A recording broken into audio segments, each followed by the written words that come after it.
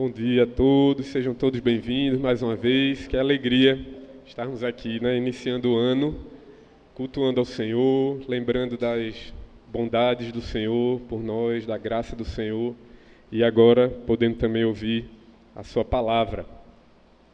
Queridos, eu lhes chamo a abrir a Bíblia mais uma vez no livro de Efésios. Há alguns domingos a gente meditou nessa carta preciosa da palavra do Senhor, escrita pelo apóstolo Paulo. Domingo passado, novamente ouvimos a exposição aqui também dessa mesma carta, Efésios, e hoje vamos meditar no capítulo 2.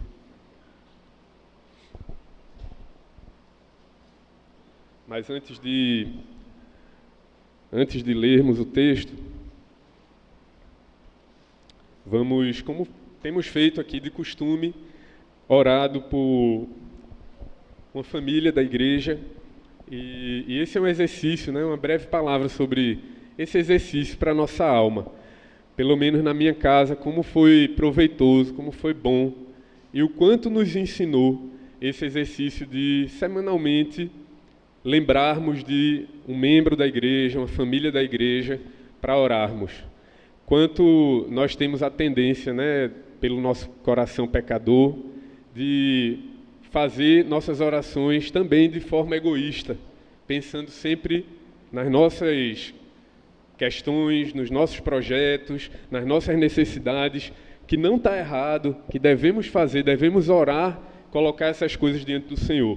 Mas esse exercício de orar semanalmente por uma família da igreja, por irmãos da igreja, estão ali essa listinha ali, ela nos lembra, é sempre aquele lembrete de que precisamos sair de nós mesmos, orar pelos nossos irmãos. Nós somos um corpo, nós somos uma família, nós somos parte de um povo. Não existe crente sozinho, existe crente junto dos outros crentes, junto do corpo de Cristo. E esse tem sido um exercício maravilhoso. Como eu falei, na minha casa tem sido muito bom essa lembrança semanal de orarmos pelos irmãos da igreja. E isso vai se expandindo, vai se tornando um hábito cada vez maior, de lembrarmos dos irmãos, das necessidades dos irmãos, orar por eles, e assim o Senhor vai nos ensinando a orar. Então eu quero te estimular durante todo esse ano. Hoje, nessa primeira semana do ano, nós vamos orar pelos queridos aí, Danilo, Amanda, Elis, Matias e Tom. Vamos orar por essa família querida, e durante todos os dias aí dessa semana, vamos lembrar dessa família, de orar por eles, agradecer pela vida deles e pedir que o Senhor sustente, abençoe, cuide dessa família amada. Vamos orar assim e orar também que o Senhor Deus nos ilumine o entendimento para que a gente compreenda as verdades aqui da palavra do Senhor, que a palavra do Senhor fale aqui por meio do seu Espírito, e orar por esses irmãos. Vamos orar. Senhor Deus, nós exaltamos o teu nome santo, teu nome que é elevado, que é grandioso, magnífico. Não há outro Deus como o Senhor. A ti rendemos toda a glória, todo louvor, toda a exaltação que é devida. E aqui, Senhor, enquanto nos achegamos pela Tua graça, trazidos pela Tua graça, Senhor, para agora meditar na Tua palavra, nós rogamos que o Senhor seja mais uma vez bondoso, gracioso conosco, nos abençoe, que o Senhor aplique a profundidade, as verdades da Tua palavra, Senhor, pelo Teu Espírito que o Senhor fez habitar em nós, que o Senhor aplique aos nossos corações, que o Senhor corrija a nossa caminhada, que o Senhor nos anime, que o Senhor produza, Senhor, os efeitos que só o Senhor pode fazer no nosso interior, na nossa vida. Abençoa cada um dos nossos irmãos também junto conosco. E hoje, especial, durante essa semana, Pai, nós rogamos pela vida de Danilo, de Amanda, que o Senhor abençoe esse casal, essa família, Pai, dos meninos também, Senhor, Elis, Tom, Matias, que o Senhor cuide dessa família por todo esse ano, Pai, conduzindo seus passos, sua caminhada, suas relações, Senhor, tanto as relações em família, as relações familiares, mas também as suas relações com o teu povo, com o mundo que os cerca, Senhor, nos seus relacionamentos de trabalho, com as pessoas que eles convivem, Pai, que eles possam refletir a glória do Senhor, o testemunho do Senhor, que o Senhor os abençoe ricamente, Pai. Durante todo esse ano, nós te agradecemos pela vida deles, na nossa vida, pela amizade, pela comunhão, por podermos caminhar e aprender com esses irmãos, Senhor. Abençoa ricamente, Senhor, essa família e a todos nós aqui. Em nome de Jesus, amém. Amém. Vamos ler então, queridos. Eu chamo você a abrir sua Bíblia em Efésios, capítulo 2. E nós vamos ler hoje, nessa manhã, nós vamos ler do versículo 11 até o 18. Um segundo bloco.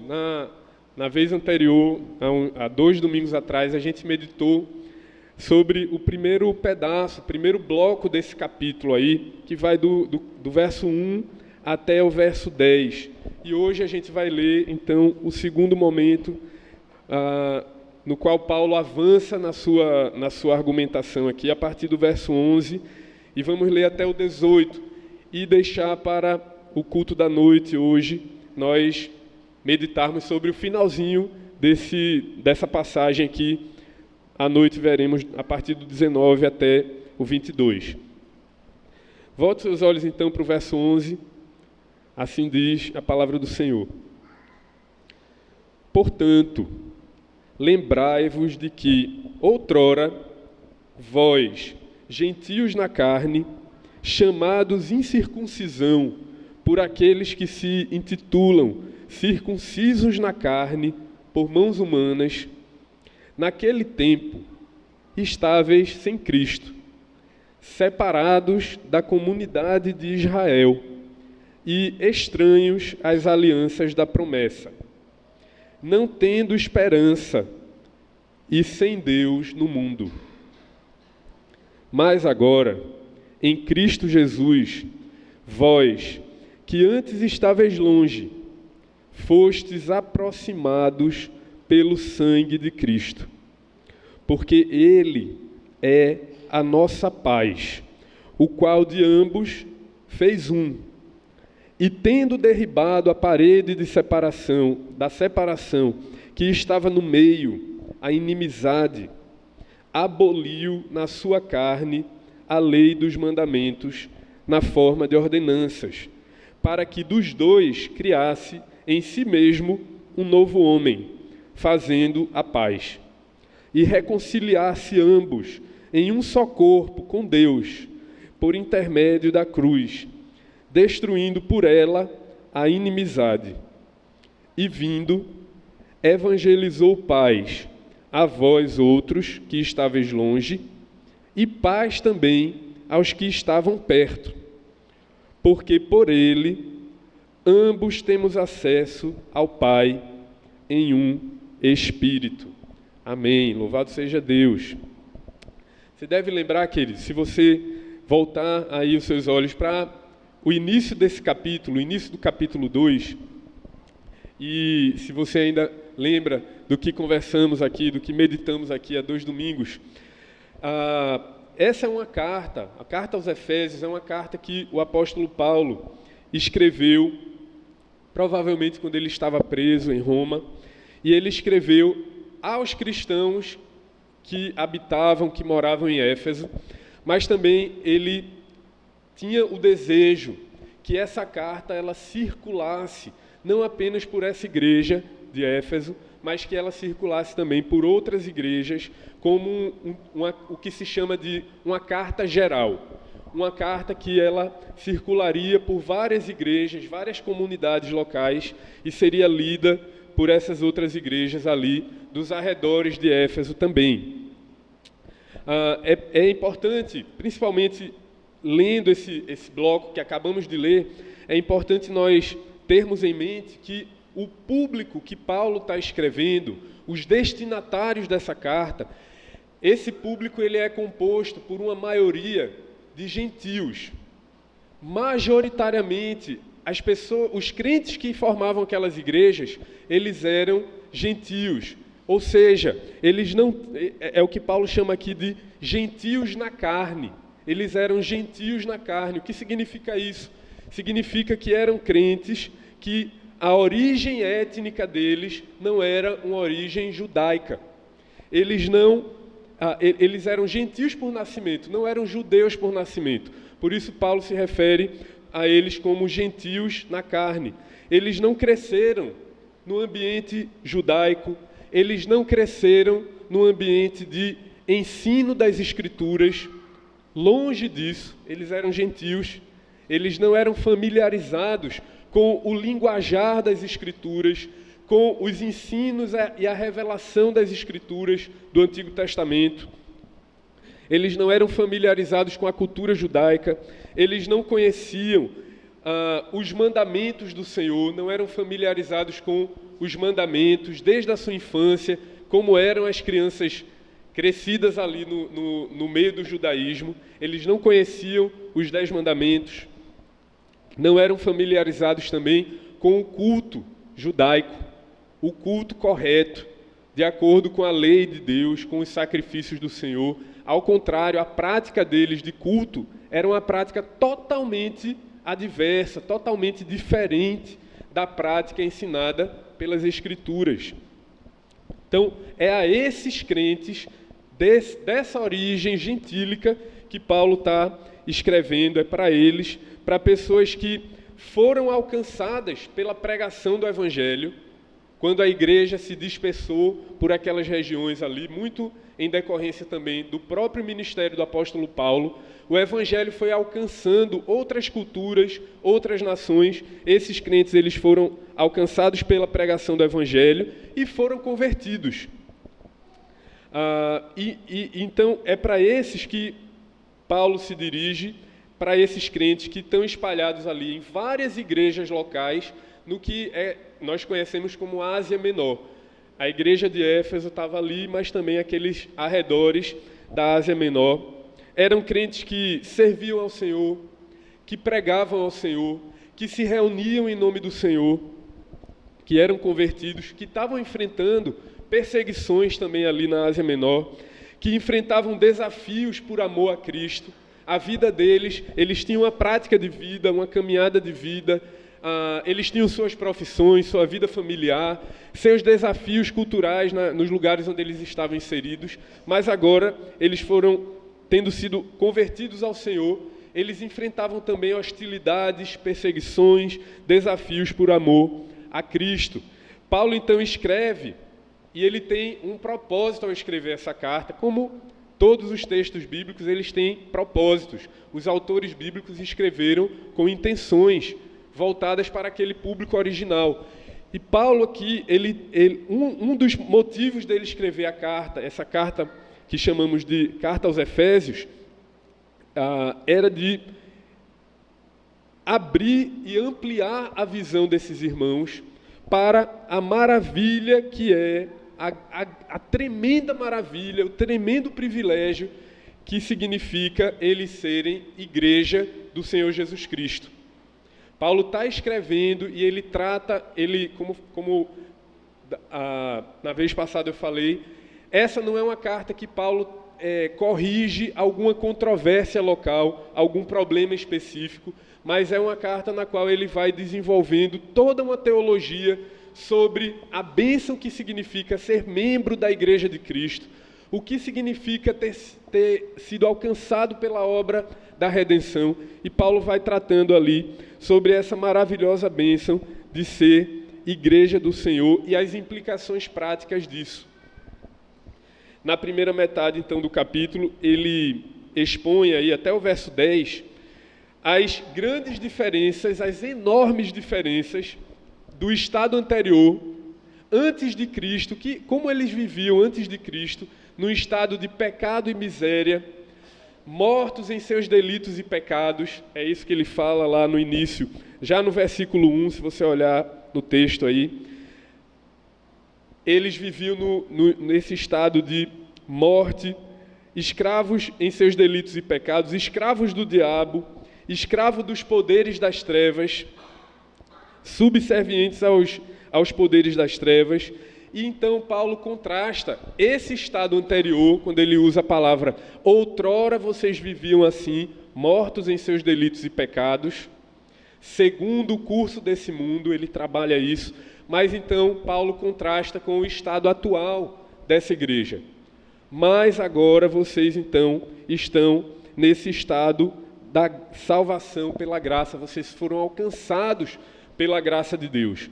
Ele então contrasta com esse estado atual. Agora vocês são crentes, agora vocês foram alcançados pela graça do Senhor, vocês foram salvos pela graça, por esse grande amor do Senhor que alcançou vocês, essa enorme graça de Deus. E aí Paulo enfatiza isso. O mesmo poder que ressuscitou o Senhor Jesus Cristo dentre os mortos foi o poder que alcançou vocês, que ressuscitou vocês. Lutero se refere a essa salvação dizendo que a nossa ressurreição ela já é iniciada, ela já começou. Paulo diz que nós fomos assentados nos lugares celestiais em Cristo Jesus. Então, essa salvação poderosa que ressuscitou a Cristo, ela também opera nos crentes, ela opera em nós. A nossa ressurreição já começou. As bênçãos celestiais já começaram a ser experimentadas por nós, pelos crentes, pelos cristãos hoje. Paulo quer então, queridos, em resumo, ele quer chamar a atenção da igreja para isso. Veja o tamanho da bênção que alcançou vocês. Veja o estado que vocês estavam e o estado para o qual vocês foram transportados hoje. Vocês foram salvos, alcançados pela graça. Vocês foram ressuscitados em Cristo. Vocês já desfrutam das bênçãos celestiais. Tudo isso Paulo desenvolve até o verso 10, com essa ênfase de que a nossa salvação, no tempo presente, ela já começou. A nossa ressurreição já começou. Mas aí, com esse desejo de abrir os olhos desses crentes para isso, de que os olhos do coração desses irmãos sejam iluminados por essas verdades preciosas sobre a salvação em Jesus Cristo, Paulo, então, ele prossegue na argumentação dele aqui no capítulo 2, avançando. E perceba, veja aí no verso 11, perceba que o verso 11 ele começa com a palavrinha aí, portanto. Portanto, ou seja, tendo isso em mente, com tudo isso que foi dito antes, levando em consideração toda essa obra grandiosa que foi aplicada na vida de vocês pela graça do Senhor, vocês foram tirados da morte e transportados para a vida. Portanto, então ele avança na sua argumentação e agora ele vai falar sobre um outro contraste. Ele vai lembrar aos crentes da Ásia Menor de como era a vida deles antes e como a vida agora está. Ele vai fazer um outro contraste, porém, ressaltando outros aspectos que ele não tinha falado antes, no início do capítulo. Ele diz assim, portanto, versos 11 e 12, lembrai-vos de que outrora, veja como ele começa a construir esse contraste, essa diferenciação aí. Lembrai-vos de que outrora, vós, gentios na carne, chamados incircuncisão por aqueles que se intitulam circuncisos na carne por mãos humanas, naquele tempo estáveis sem Cristo. Então veja, tendo em vista que esse milagre poderoso foi operado na vida de vocês, que vocês foram ressuscitados em Cristo, pela graça do Senhor, tendo em vista que o problema principal da vida de vocês já foi resolvido, um problema crucial, um problema de vida ou morte, já foi resolvido por causa da bondade de Deus. Tendo em vista que isso aconteceu, Paulo então diz assim, lembrai-vos. Ele quer despertar a memória desses crentes. A partir daqui, então, ele não vai introduzir nada novo, né? E esse é o trabalho do teólogo. A teologia não visa trazer novidades, mas dizer aquelas verdades, lembrar as verdades essenciais que já estão reveladas nas Escrituras. Paulo, ele diz então, lembrai-vos de outrora. Lembrem-se do agir de Deus na vida de vocês. E quando ele busca ativar essa lembrança, a partir de agora, nos seus ouvintes, a ideia não é apenas despertar a lembrança do estado anterior, lembrar como é que eles viviam no passado e ficar por isso mesmo. Mas qual é o objetivo dele lembrar isso aos crentes da Ásia Menor? Para que ele quer lembrar isso? Para fazer com que a posição atual, a posição alterada, resplandeça ainda mais comparada com esse cenário sombrio de outrora. Então, o contraste ele tem esse poder. É um recurso de linguagem que faz com que a gente pegue realidades tão diferentes e, colocando elas juntas, a diferença resplandeça, a diferença brilha ainda mais forte. Então, quando Paulo está aqui chamando esses irmãos a lembrarem do estado deles de outrora, ele não está querendo deixar esses irmãos assim, para baixo, diminuídos. A ideia dele é justamente destacar, fazer brilhar a bênção que é o estado atual. A bênção que é esse estado alterado que agora em Cristo eles estão vivendo. Veja a maravilha que é ser igreja. E Paulo então começa lembrando, e ele diz assim: outrora, naquele tempo, vocês eram chamados de incircuncisão. Os judeus, eles costumavam chamar os gentios dessa forma. Era um modo comum do povo judeu se referir àqueles que não faziam parte da aliança, não faziam parte da nação judaica. Isso é recorrente. Em muitas passagens das Escrituras, a gente vê esse modo de tratamento, muitas vezes até pejorativo, quando fala assim, esses incircuncisos.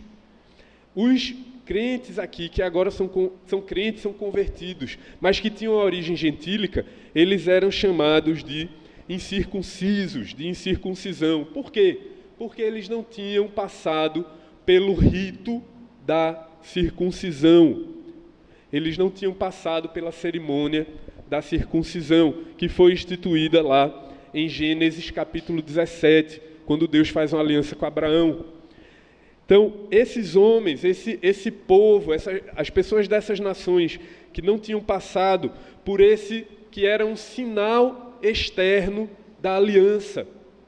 A circuncisão, ela funcionava como um sinal de uma aliança que o povo tinha com Deus. Todo homem que era parte do povo de Deus tinha por obrigação passar pela circuncisão, passar por esse rito da circuncisão. E, naturalmente, os gentios nem conheciam isso. Não, era estranho para eles esse ato, eles não passaram pelo rito da circuncisão, por esse sinal externo da inclusão na aliança de Deus. Então, eles não faziam parte do povo de Deus. É como se a observância desse rito funcionasse como um muro, como uma cerca, e os judeus eles estavam desse lado aqui da cerca. Eles faziam parte, eles estavam dentro, eles faziam parte da aliança. Eles eram parte do povo de Deus, eles estavam do lado de cá da cerca. Mas os gentios, eles eram os incircuncisos, eles estavam do lado de lá da cerca. Eles não faziam parte da aliança. Então Paulo começa argumentando, acompanhe como o apóstolo vai fazendo. Naquele tempo, outrora, vocês eram chamados incircuncisão, porque vocês não tinham passado por esse rito exterior. Mas veja, quando Paulo fala sobre essa circuncisão por mãos humanas, quando ele diz assim, vocês eram gentios na carne, chamados incircuncisão por aqueles que se intitulam circuncisos. E aí ele é redundante aqui em dizer, na carne, por mãos humanas. Paulo está deixando implícito que existe uma outra circuncisão, que existe uma outra forma essa circuncisão por mãos humanas, ela aponta para um outro tipo de circuncisão que não é essa feita por mãos humanas, que não é feita na carne. Não é só um exercício exterior, e nunca foi esse exercício exterior, esse sinal exterior que garante a participação do crente como parte do povo de Deus. Não são práticas exteriores, não são coisas que os seres humanos possam fazer com suas próprias mãos que nos garantem o acesso ao povo de Deus. Se você puder, abra comigo Deuteronômio capítulo 10, dos versos 15 ao 16. Deuteronômio 10, 15 a 16. Diz assim a palavra de Deus: Tão somente o Senhor se afeiçoou a teus pais para os amar. A vós outros, descendentes deles, escolheu de todos os povos, como hoje se vê. E aí veja o que diz o verso 16, Deuteronômio capítulo 10.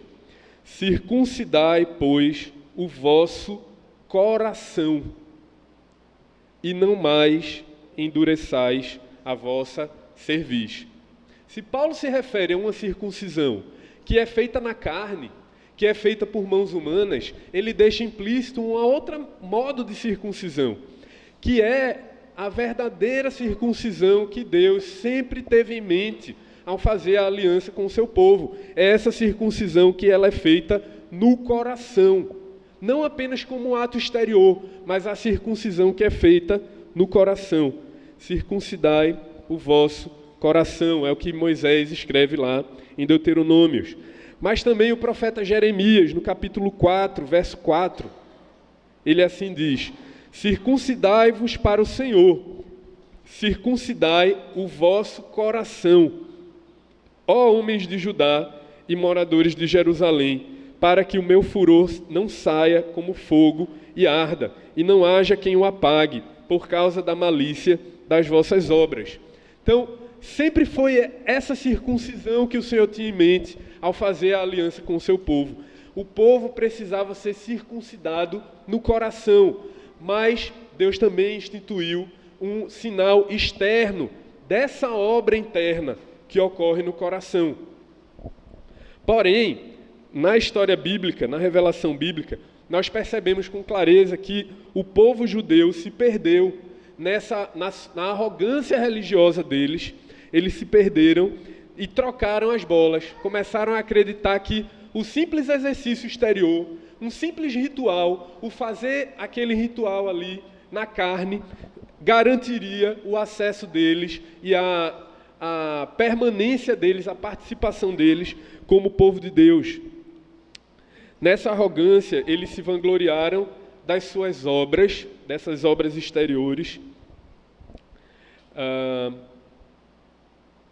como se pudessem ser justificados diante de Deus por meio de um ritual. Essa é a natureza humana mais básica. Essa é a natureza humana funcionando a pleno vapor, com toda a sua naturalidade. O ser humano, por natureza, ele é religioso. O ser humano acredita que as suas boas obras, que a sua obediência, que o seu cumprimento de atos religiosos vai fazer com que ele fique bem na fita com Deus, que ele seja justificado com Deus, e até que garanta aí um ingresso no reino dos céus, um ingresso no povo de Deus por meio de atos religiosos como esse da circuncisão. Foi assim que terminou funcionando a mente dos judeus, acreditando que esse sinal da aliança garantiria o acesso deles ao povo de Deus, mas eles jamais poderiam estar mais enganados. Por mãos humanas é impossível ao ser humano ser justificados por suas próprias obras. É impossível a nós sermos justificados diante do Deus Santo. Nunca foi esse o caminho para se fazer parte do povo de Deus. O caminho sempre foi a fé no Senhor Jesus Cristo, desde o Antigo Testamento. E é isso que o próprio apóstolo Paulo fala, e aqui ele vai tirando todo o embaraço, tirando toda a confusão sobre essa matéria da circuncisão, quando ele diz lá na carta aos Romanos, capítulo 2, e essa eu peço que você abra, Romanos 2, versos 28 e 29.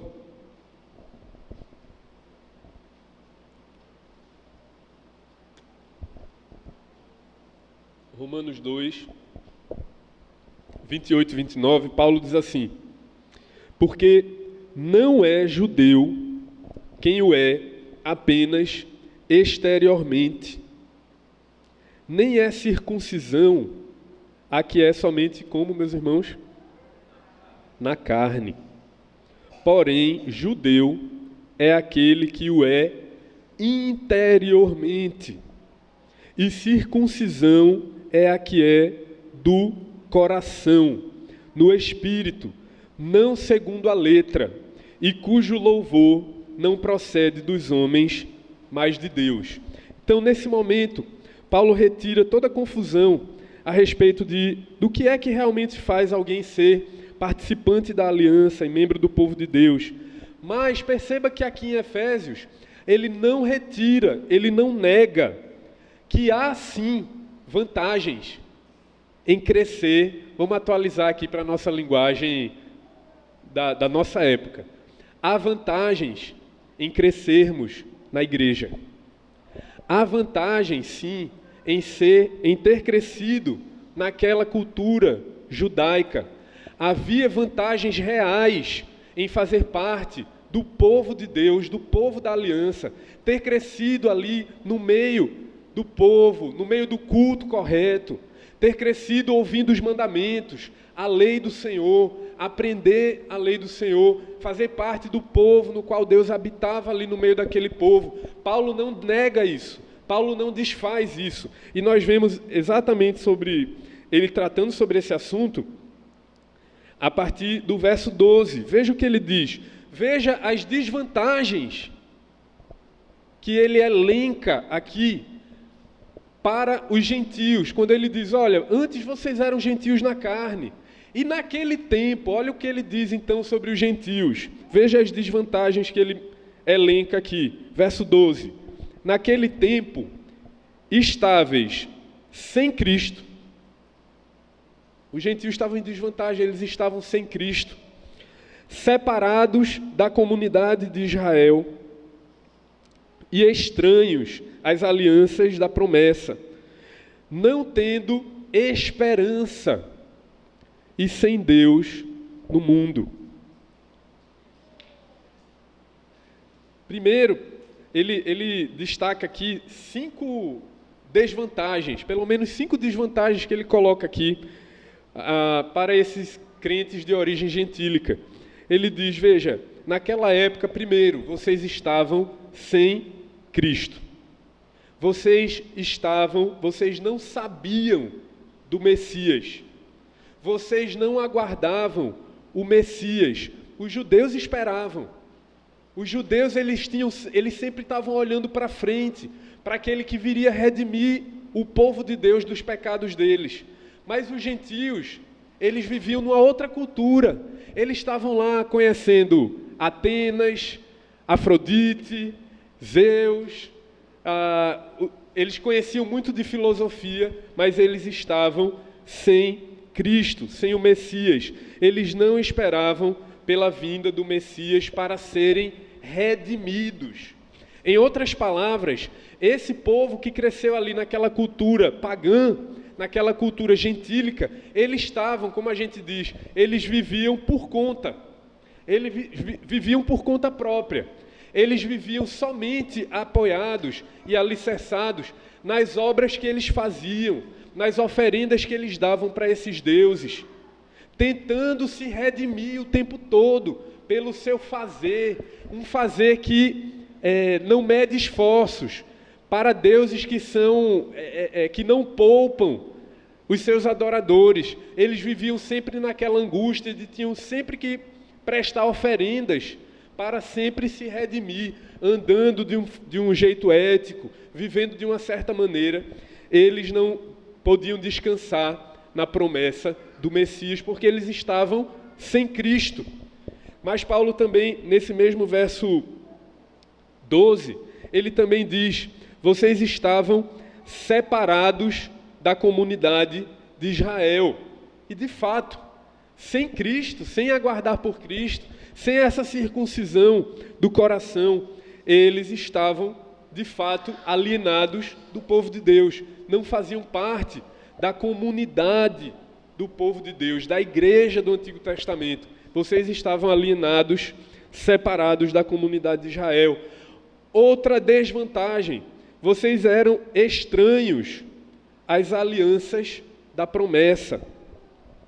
O povo de Israel fazia parte dessa aliança. O povo de Israel era o povo de Deus, o povo que tinha aliança com Deus, com o Deus Santo. E Deus só se relaciona por meio de aliança, da aliança de sangue. Sem derramamento de sangue, a palavra de Deus nos diz que não há remissão.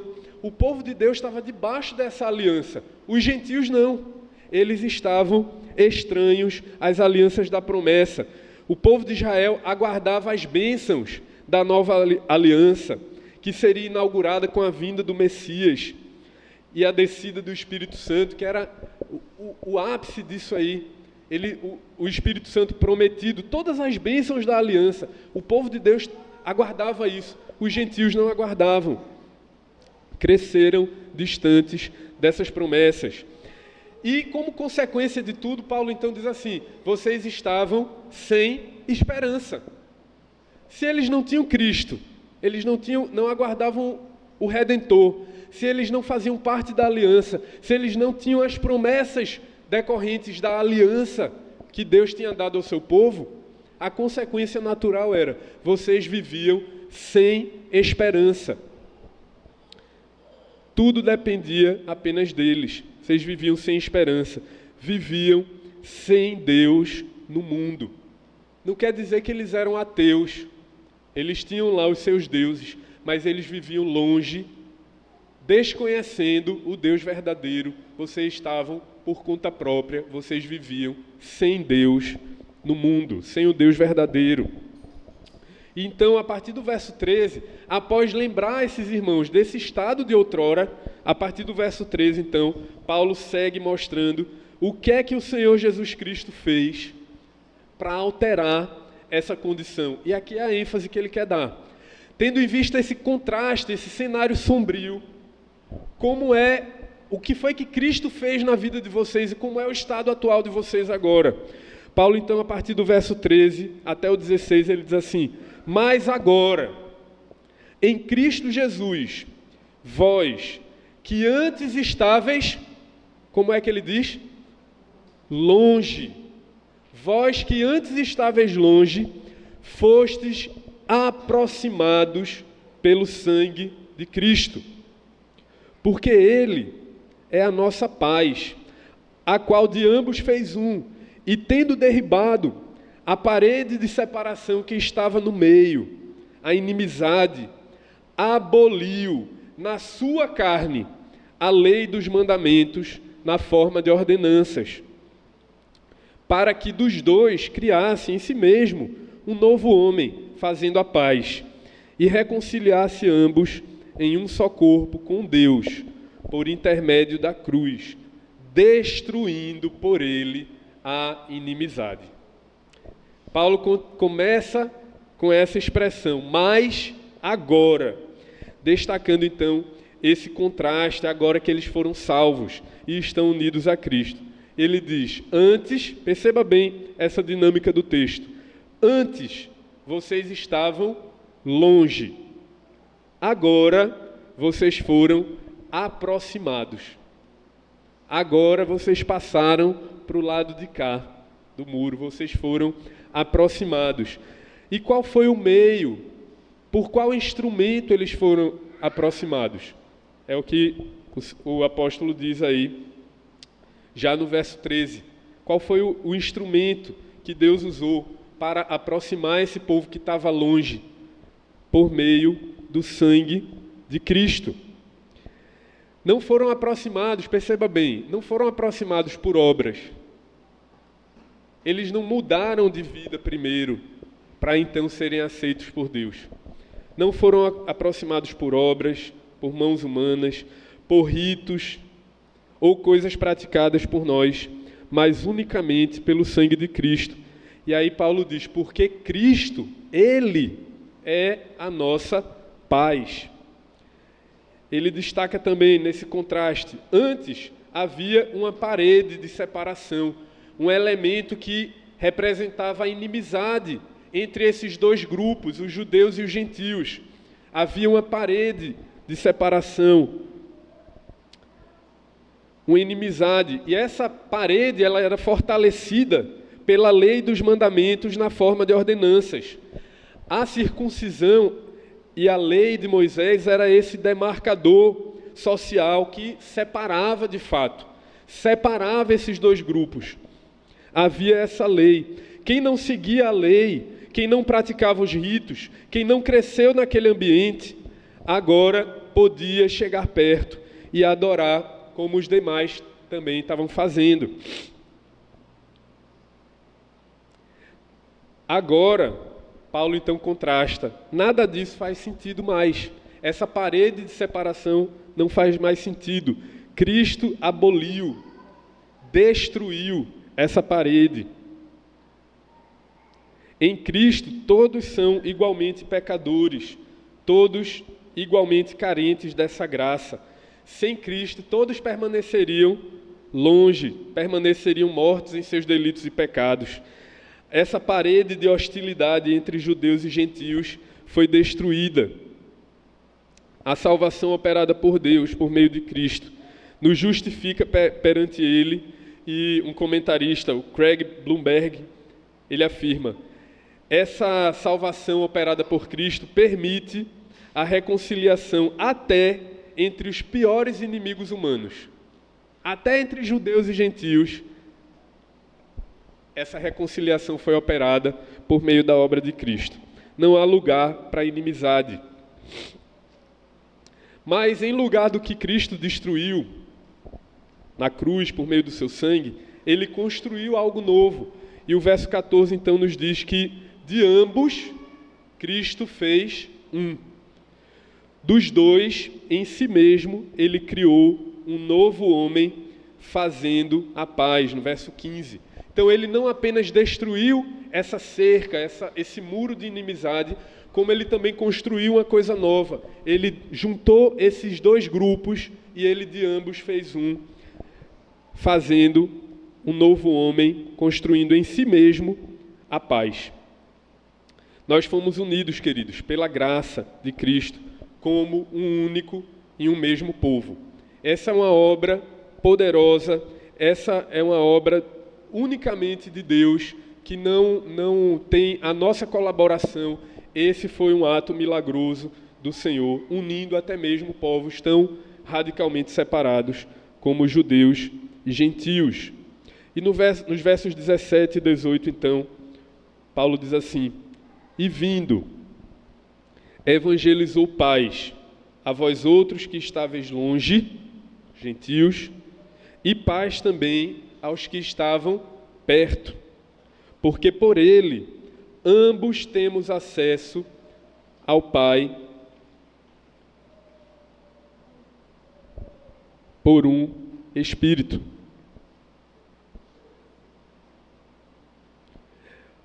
Paulo, então, agora ele vai finalizando esse contraste entre o estado anterior e o estado atual dos crentes. Ele fala sobre paz.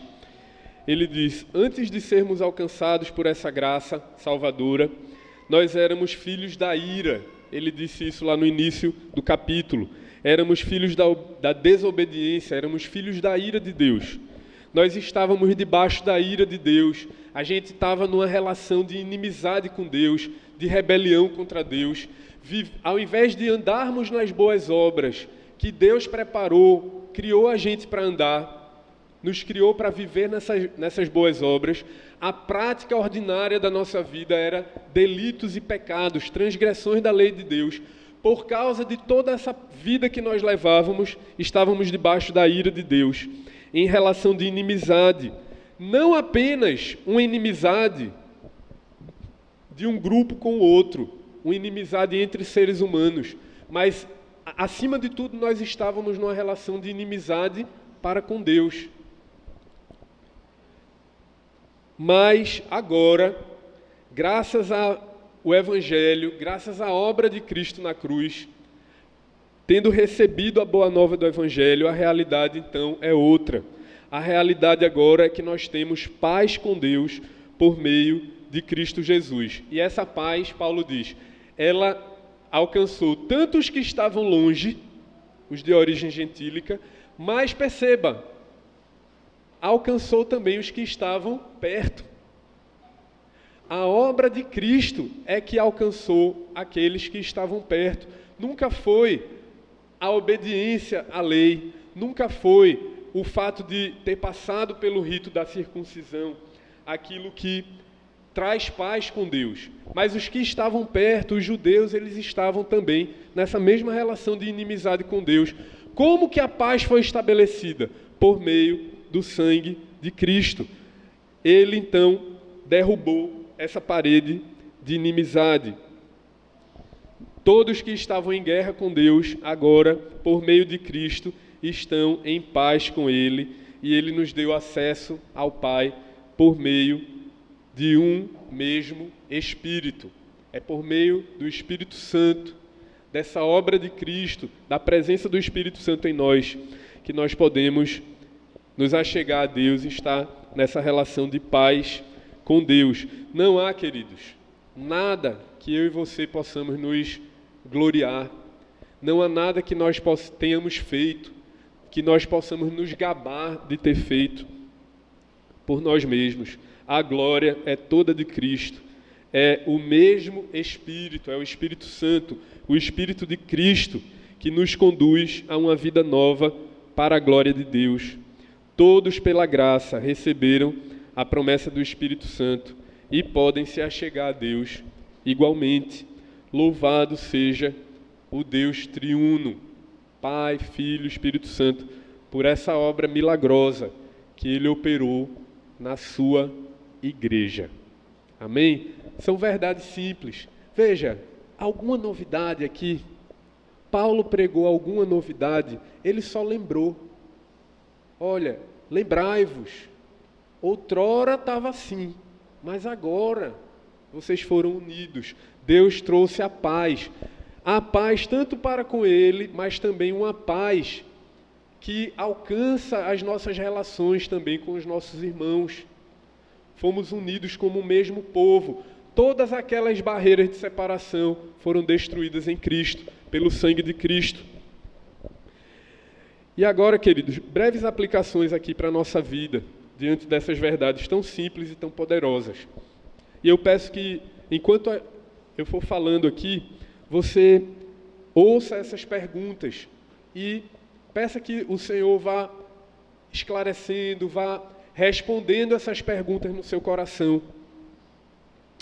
Nós vimos que nós estávamos em guerra com Deus, nós estávamos debaixo da ira de Deus. Essa era a nossa realidade outrora. Estávamos em inimizade com Deus e inimizade até uns com os outros.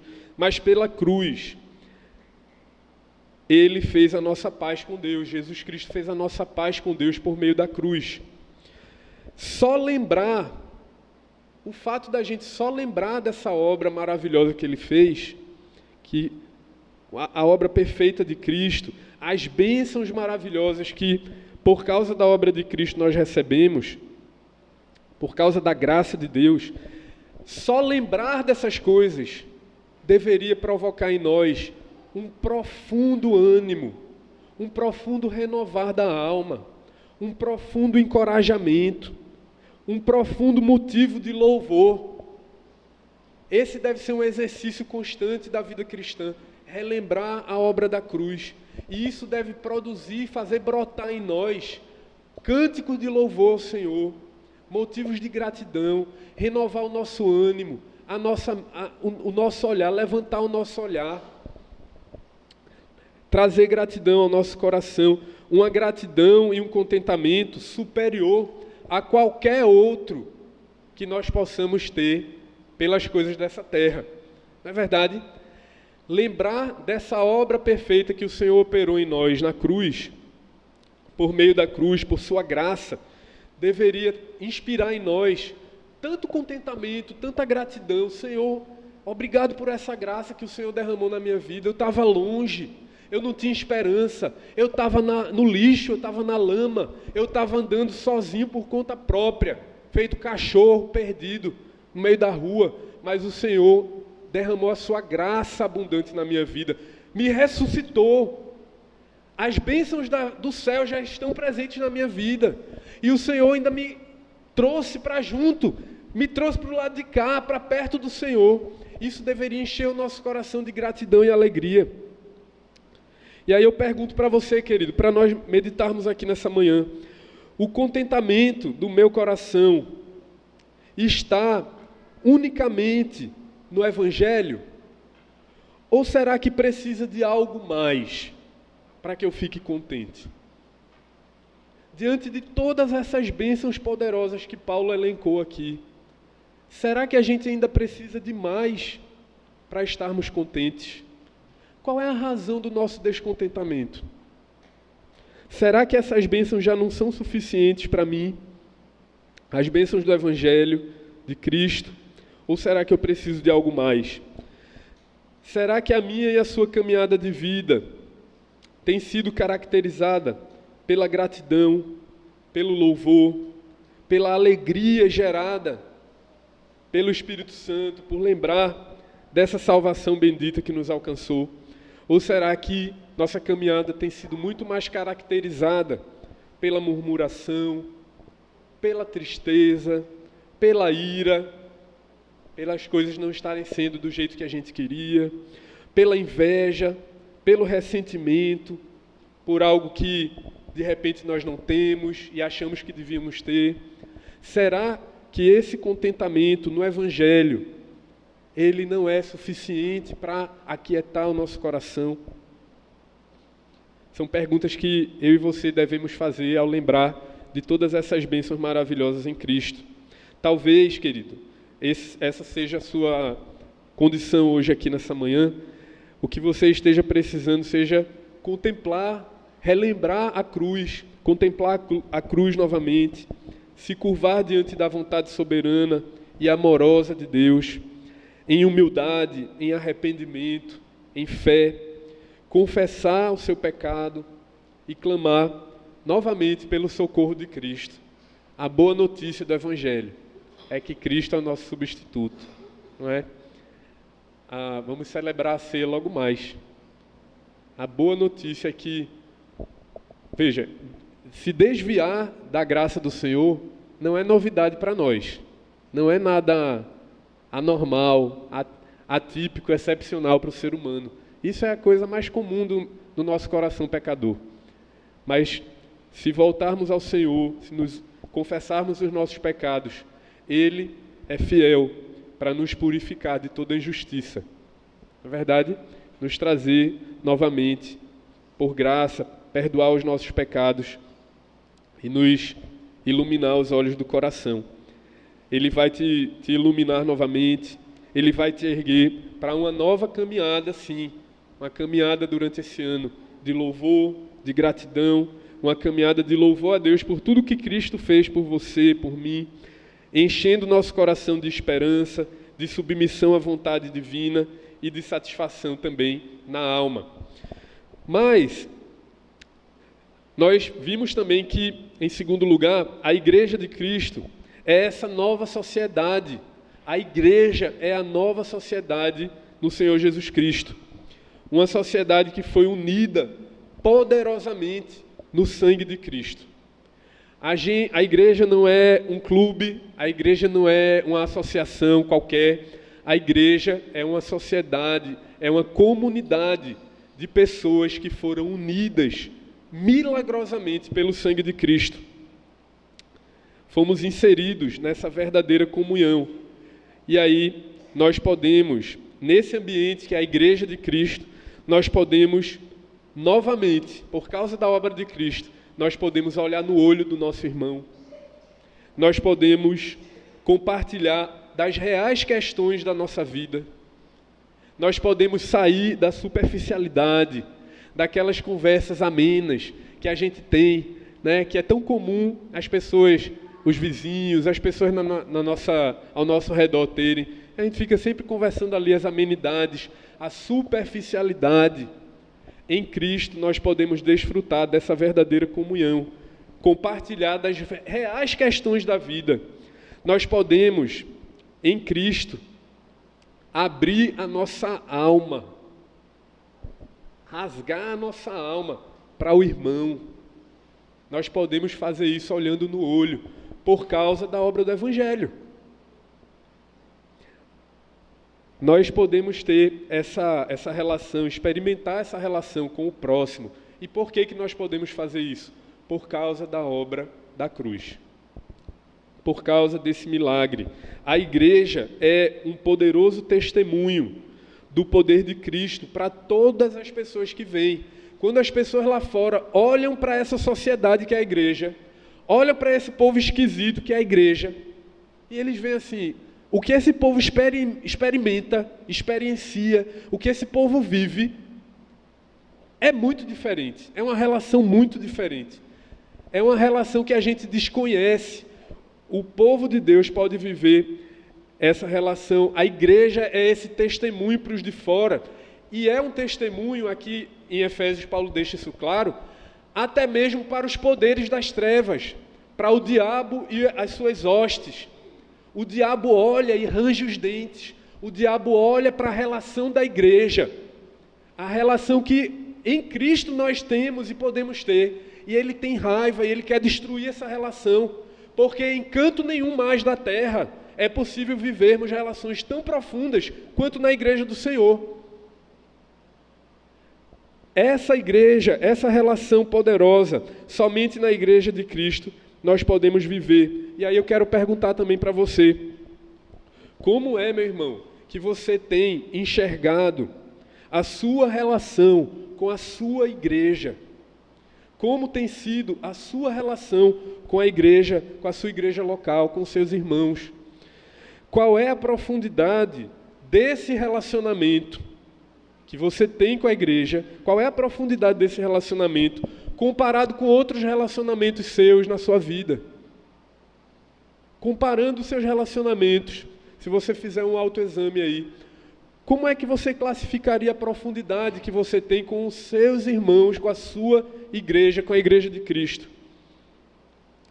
Você trata esse relacionamento como algo central, como algo fundamental, ou na prática, esse é mais um relacionamento que é periférico, que é acessório, que tanto faz você estar com os irmãos ou não estar, você caminhar com eles ou não. É algo que você talvez lembre e viva isso profundamente durante a tua semana, ou talvez a relação com a igreja, você nem lembra que isso existe. Como foi a tua relação com a igreja em 2024? Houve uma caminhada? Como foi a tua caminhada com a igreja? A primeira pergunta talvez seja essa. Houve uma caminhada, de fato e de verdade, em profundidade, com a igreja, já que o Senhor uniu a igreja de tal forma, com tal poder? Houve uma caminhada. Se para você tanto faz estar ou não, caminhar ou não, isso diz muito sobre a sua fé no Evangelho, sobre os seus investimentos da sua vida, sobre as suas prioridades. Você tem alguém, quero ainda perguntar, você tem alguém com quem você compartilha as coisas da alma? Tem alguém na sua vida com quem você faz isso? Tem algum irmão? Você abre a sua alma, abre o seu coração e de fato compartilha, pede ajuda. Ora, alguém que ora por você sabendo das reais questões que você está precisando no seu interior. Há pessoas que aconselham você, você aconselha e é aconselhado fazendo uso da palavra de Deus. Há pessoas que você chega diante da palavra, a palavra de Deus é a palavra final e última, e que ocorre esse aconselhamento, que você pode abrir o coração para essa pessoa diante da palavra de Deus. Você desfruta desse relacionamento. Se você não desfruta, essa é um lembrete, um alerta da palavra de Deus para você.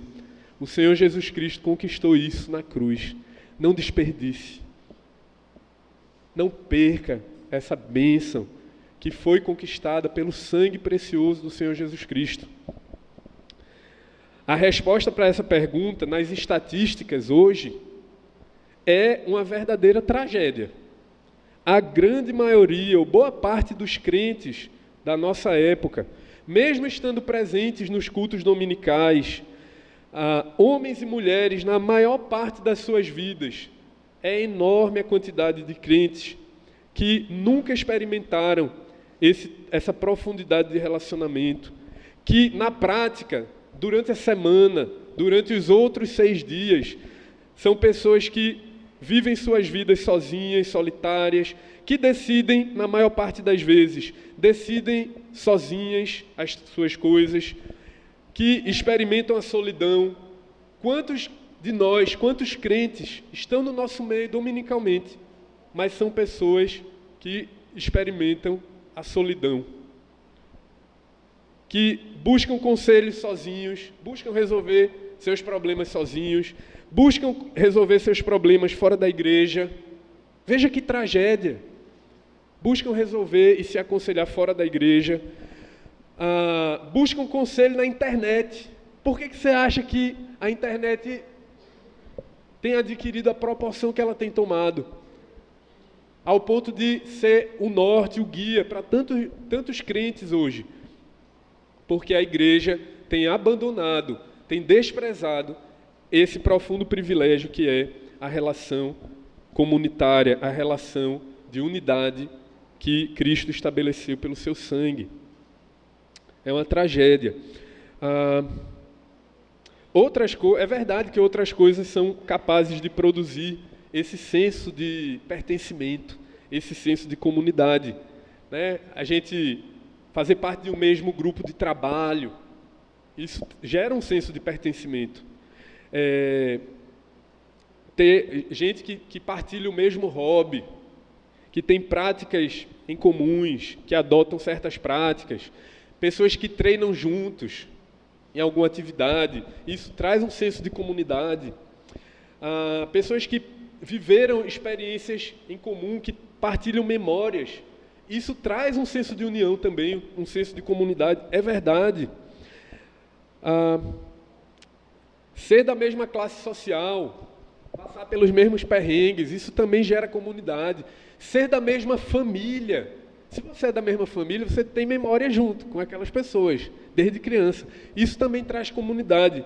Mas não existe laço mais forte e mais poderoso do que esse laço que não foi feito por mãos humanas. Não existe a bênção maior do que participar dessa união poderosa que supera até mesmo a origem étnica, que supera os laços de sangue e de nascimento. Se, meu irmão e minha irmã, se você tem enxergado a igreja abaixo desse padrão que o apóstolo Paulo nos expõe aqui, você e eu precisamos corrigir o foco e rever os investimentos, nossos investimentos de tempo, de afeto, de interesse. Ore então, pedindo que o brilho do Evangelho ilumine o seu coração a tal ponto que até mesmo os compromissos da sua agenda semanal sejam substituídos, que a frequência nos cultos mude, que os encontros com a família da fé, com a igreja, possam refletir essa mudança de perspectiva. Ao longo desse ano de 2025, fica então esse alvo aí para nós buscarmos.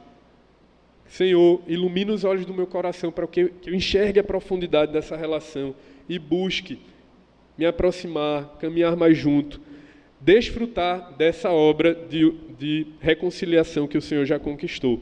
E por fim, queridos, existem também certas distinções sociais que, para muitos de nós, ainda são um cativeiro.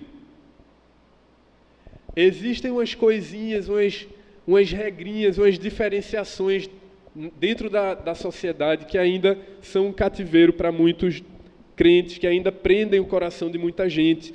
São ídolos que, mesmo depois de convertidos, às vezes ainda carregamos coisas grandes demais entre nós e outras pessoas, como, por exemplo, a preocupação com o que as outras pessoas estão pensando de nós. O que é que as pessoas vão dizer de mim se eu fizer isso, se eu fizer aquilo, se eu expuser quem eu verdadeiramente sou, o que é que as pessoas vão pensar? Existem ainda muitos de nós que ainda estão muito presos, com a mente aprisionada a esse cativeiro. Os judeus, por exemplo, chamavam os gentios de incircuncisos, e isso era uma barreira muito grande ali entre aqueles crentes. E aí eu pergunto para você, há aspectos da sua condição de vida que te trazem vergonha profunda, ou que fazem você se orgulhar, cheio de arrogância? Você tem permitido que alguns desses elementos, por exemplo, da sua aparência, ou da sua história, ou da sua formação, ou da sua condição social, você tem permitido que essas coisas ainda limitem as suas interações, as suas ações, que impeçam o seu serviço na igreja, que atrapalhem os seus relacionamentos, que até afastem você dos irmãos em Cristo, até calando você de pregar, de servir a Deus? Às vezes a gente fica tão preso nessas questões do coração que até a gente se cala, deixa de servir a Deus, deixa de estar junto com os irmãos da igreja por causa dessas coisinhas que a gente vai carregando. Se esse é o caso, abandone esse peso na cruz. Volte-se desse ídolo para o Deus verdadeiro e confie inteiramente na obra perfeita de Cristo, porque Cristo derrubou a parede de separação e nos inseriu nessa nova sociedade que é a Igreja do Senhor Jesus Cristo. Em Cristo, nada disso tem valor mais. Amém? Somos um pelo sangue do Senhor Jesus Cristo. Louvado seja o nome do Senhor por essa obra perfeita que Ele realizou na cruz. Amém. Vamos orar.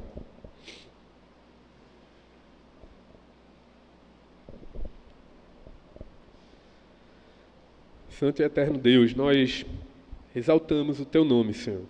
Nossas palavras são poucas, são insuficientes para expressar a grandiosidade da Tua obra. Essa obra milagrosa, poderosa, Senhor, mais forte do que a morte. Esse laço que nos uniu para a eternidade, que destruiu todas as estruturas humanas, toda a separação que nos mantinha longe do Senhor, mas fomos unidos por essa obra perfeita do Senhor, pelo sacrifício perfeito.